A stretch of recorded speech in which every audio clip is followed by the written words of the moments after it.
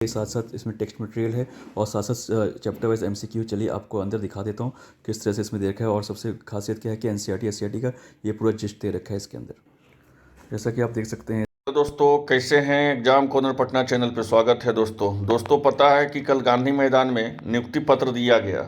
नियुक्ति पत्र के बारे में भी बताएंगे। दूसरी बात हम बताएंगे कि जो वैकेंसी आने वाला है, ठीक है, तो वो कितना मात्रा में वैकेंसी वो आएगा, और दूसरी बात है कि वो कब आएगी और ऑनलाइन कब से स्टार्टिंग होगा और उसका कब फाइनल होगा, उसके बारे में पूरा जानकारी देंगे। चाहे वो 6 to 8 हो, 9 10 हो, 11 12 हो, सब जानकारी देंगे। पहले तो आप इस चैनल से जुड़ जाइए, उसमें किसको मौका मिलेगा, क्या होगा, सब कुछ हम बताएंगे। आप इस चैनल से जुड़ जाइए, चैनल को सब्सक्राइब कर लीजिए, क्योंकि बहुत लोग, आप ही लोग में मैसेज करते हैं कि हमें ऑथेंट नहीं मिल पाता है अपडेट आपका। तो आप चैनल को सब्सक्राइब कीजिएगा, तब आपको नोटिफिकेशन मेरा मिल जाएगा, तभी आपको जो है अपडेट आपको सही टाइम पर मिलेगा। पहली बात बता देते हैं कि कल नियुक्ति पत्र जो है गांधी मैदान में बांटा गया, ठीक है। और नियुक्ति पत्र में क्या बांटा गया उसमें बताते हैं कि प्राथमिक में जो है 70,545 सीटों का बांटा गया। कितना बांटा गया? तो 70,545 सीटों का कितना बांटा गया प्राथमिक शिक्षक में। माध्यमिक में कितना बांटा गया? तो माध्यमिक में 26,089 सीटों का बांटा गया। तब इतना लोगों का कल गांधी मैदान में ही नहीं बांटा गया है, मतलब और 25,000 के समथिंग कल बांटा गया है गांधी मैदान में। और जो है सभी अपने अपने जिला स्तर में जिला शिक्षा पदाधिकारी के द्वारा बांटा गया, ठीक है। और उच्च माध्यमिक में जो है 23,720 लोगों को बांटा गया। तो इस तरह से कल नियुक्ति पत्र जो है 1,20,000 का जो था, ठीक है, 1,70,000 का वैकेंसी था, तो उसमें जो है 1,20,000 का जो नियुक्ति पत्र है जो बांटा गया है। यहाँ तक तो सब कुछ सही है। अब जो आता है कि जो न्यू वैकेंसी आने वाला है उसमें किसको मौका मिलेगा, किसको मौका नहीं मिलेगा, सब कुछ हम बताते हैं आपको। इस वीडियो से बने रहे। आपको पता है कि कोई भी ऑथेंटिक ही अपडेट आपको यहाँ पर मिलेगा, ठीक है। तो आप देख लीजिए।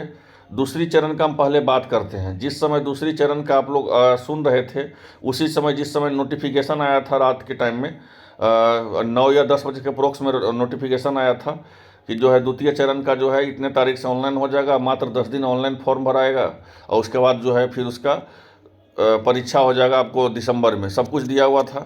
हम उसी टाइम बोले थे कि देखिए आयोग के पास बहुत ज़्यादा भीड़ लगा रहे हैं, उसके चलते जो है आनंद फानंद में जो है आयोग जो है एक नोटिस निकाल दी है। कि नोटिस निकाल देने से क्या होता है कि साइकोलॉजिकल इफेक्ट होता है। साइकोलॉजिकल इफेक्ट मतलब कि क्या होता है कि लड़का के दिमाग पे होता है कि नहीं अब दूसरा वैकेंसी आया है, अब छोड़ो जो हो गया सो हो गया, अब अगला वैकेंसी का तैयारी करते हैं, ठीक है। तो इसी तरह जो साइकोलॉजिकल इफेक्ट होता है उसी के लिए जो है निकाला जाता है कोई भी नोटिस। अगर कोई भी आप आयोग के पास इसी तरह से घटना हुआ था 2014 का, जब बीएसएससी का परीक्षा हो रहा था इंटर लेवल का, इंटर स्तरीय का, तो उस समय भी बहुत ज़्यादा धांधली हुआ था उसमें। तो जब धांधली हुआ था तो लोग उस पर ज़्यादा हल्ला कर रहे थे, तो तुरंत जो है उसका फिर से डेट निकाल दिया गया।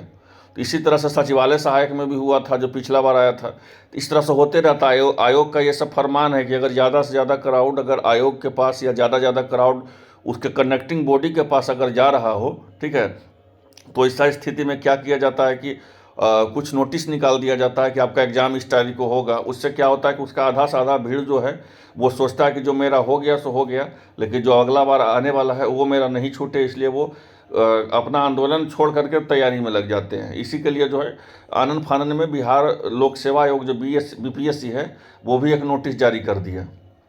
बीपीएससी भी एक नोटिस जारी कर दिया कि हम आपको 10 दिन में हम फॉर्म भरवा दे रहे हैं और दिसंबर में आपका हम परीक्षा ले लेंगे। अब लड़का में हो गया भाई कि 10 दिन में तो फॉर्म भरा देगा, अभी दिसंबर में परीक्षा ले लेगा, अब जो हो गया सो हो गया। लेकिन हम उस समय भी बोले थे कि सब आयोग का चाल है ये, चाहे हम देख रहे हैं बीएसएससी से, हम देख रहे हैं बिहार आपको सचिवालय सहायक से, हम देख रहे हैं बिहार इंटर स्तरीय से। तो ये सब एक यहीं का नहीं होता है। कोई भी आप अदर स्टेट में भी फॉर्म भरिएगा, अदर स्टेट में भी जाइएगा या अदर स्टेट के लड़का से ही पूछिएगा, तो ये सब आयोग का पास एक चाल होता है, ठीक है ना। एक फरमान होता है कि जब वो देखेगा कि जब हम पे ज़्यादा उंगली उठ रही है तो ऐसा में क्या होता है कि नोटिफिकेशन निकाल दो और डेट निकाल दो एग्ज़ाम में कि लड़का जो है पूरी तरह से ये हो। और वो कोई डेट ऐसा नहीं होता है कि तुरंत आज डेट निकाल दिया तो उस दिन परीक्षा हो जाएगा। इतना आसान नहीं है, समझ रहे हैं ना। आप समझ सकते हैं कि सिविल कोर्ट का 10 लाख लोग फॉर्म भरा है, सिविल कोर्ट का 14 लाख फॉर्म भरा है। अभी तक उसको परीक्षा के लिए सही से टाइमिंग नहीं मिल रहा है कि वो कौन सा परीक्षा लेगा। मात्र 2 का एग्ज़ाम का निकाला, 2 का एग्ज़ाम का निकाला भी नहीं है।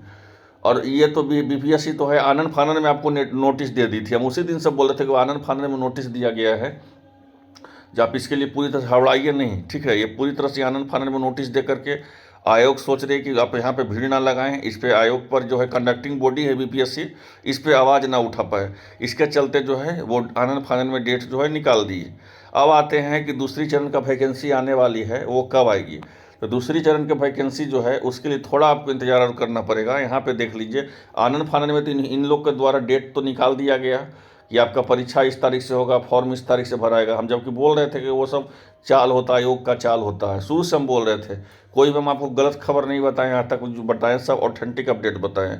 तो दूसरे चरण का आवेदन आज नहीं होगा, ठीक है, तो उसके लिए आपको थोड़ा इंतजार करना पड़ेगा। अभी देख लीजिए, वही बोला गया है कि क्या क्यों इंतजार करना पड़ेगा। तो बिहार लोक सेवा आयोग के जो सचिव हैं रवि भूषण ने बताया है कि सरकार के कुछ नया प्रस्ताव आने की उम्मीद है, इसके बाद ही पर आवेदन की प्रक्रिया शुरू होगी। तो आप समझ सकते हैं पूरी बातों को। हम जो कह रहे थे वो गलत नहीं कर रहे थे, सही ही बता रहे थे। अगर गलत हम आप लोग को बताएंगे नहीं अन्य यूट्यूब चैनल जैसा।